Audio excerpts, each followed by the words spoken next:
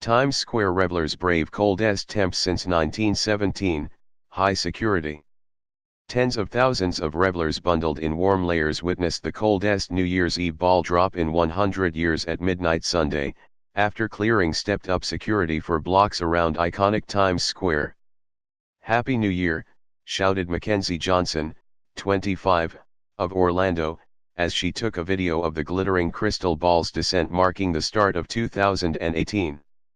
"All the confetti, everybody here, the crowd, the atmosphere. It was just a really cool experience. It definitely was a cold experience."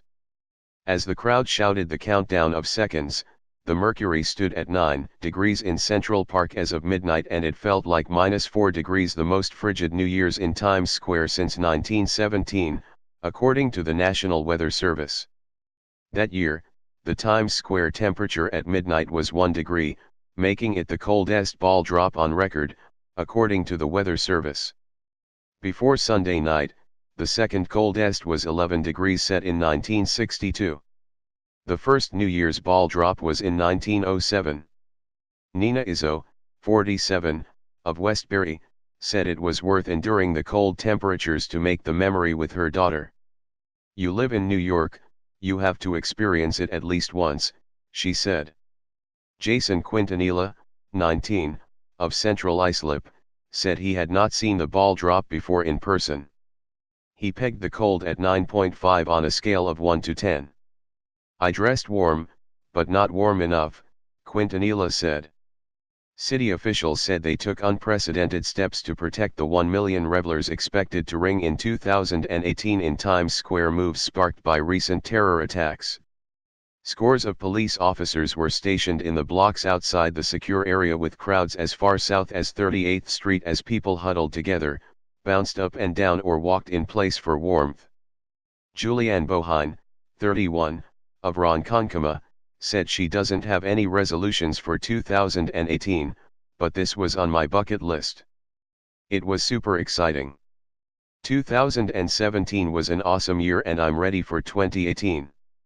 Many in the crowd took selfies, waved yellow and purple balloons, and bought hats, horns, and noisemakers from vendors.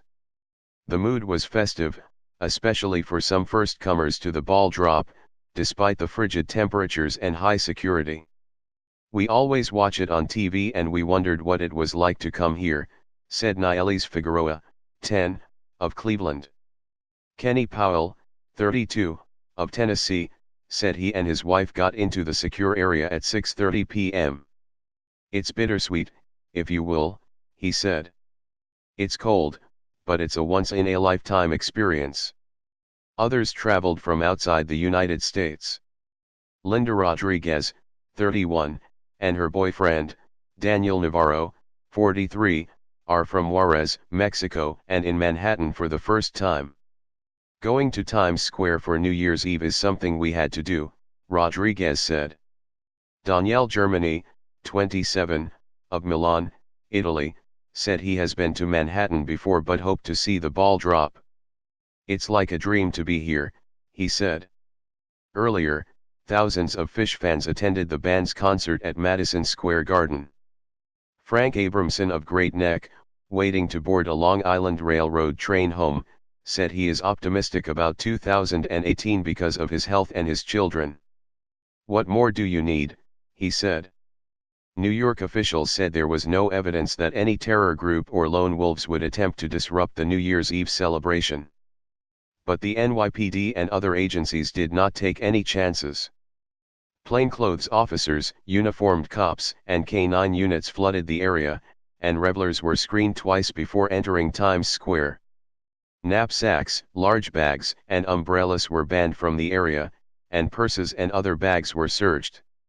In addition, radiation detectors were deployed and newspaper boxes and garbage cans removed. Gov. Andrew M. Cuomo's office said personnel from multiple agencies, including State Police, the National Guard, the Metropolitan Transportation Agency and the Port Authority, were bolstering security at bridges, tunnels, airports, transit hubs and other high-profile locations. Some partiers weren't worried, though they appreciated the extra security. It is something that has happened, but we have to live our lives, Rodriguez said. The beefed-up security came just 20 days after police say an Islamic State group-inspired native of Bangladesh injured himself and 5 others after he set off a pipe bomb on December 11 underneath the Port Authority bus terminal, just a few blocks from Times Square. In a separate case, an Uzbek national was arrested and accused of killing 8 people after he drove a rental truck onto a bike path along the West Side Highway on October 31.